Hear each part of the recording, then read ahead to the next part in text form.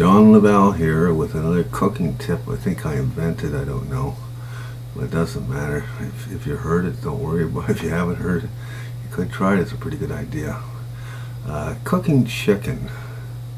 I found, not now, but I found that when I cook chicken, I've never seen a meat that's got so much oil in it. In fact, the thing doesn't even cook in a reasonable time because it's basically boiling in the oil underneath the skin, and it's supposed to be a concern, that oil, health-wise. I think cholesterol builder, and the other thing is I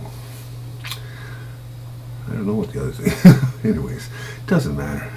The oil's no good for you, and as I said, the meat doesn't get cooked. It gets too gobby looking. It'll have a tinge of red in there, and I want my meat dry, but I still want it juicy. So anyways, what I do is I take one of my steel roasting pans, the low one, it's about 2 inches, and you put a grate on it, because you gotta have a grate. And usually I put aluminum paper on it, but this has no consequence. You do what you want. And when I used to do that for the chicken, I couldn't believe how much oil these things build up. So anyways, how much oil it builds up now, not then. Then it was almost no oil. But anyways, here's what I do. So I take my chicken, being a guy my size, I eat a half a chicken or a quarter chicken. It really doesn't matter how much chicken you put there. And what I do is I take a steak knife and I just basically punch this thing. A half a chicken, you could be looking at 60 holes. You don't have to go very deep. You only have to go like that deep. But I just stab this thing to death all over. Just pepper it in rows and rows and rows, and make sure I get under the drumstick, in the back of the drumstick, and I just nail this thing full of holes. It actually looks kind of horrible. It almost looks like one of these crime shows. But anyways, I'm doing this thing, and then I put it in the oven, and I do the 400 for an hour or something. And when I take it out, it doesn't look any different than it would if I left it without holes. The difference is when I put it on my plate. Because first of all, that catcher, that metal thing we were talking about, it's just full of oil. I mean, there's a slick in there that's got to be ripe about 1/8 of an inch, 3/16 of an inch deep of oil, all on the trough edges.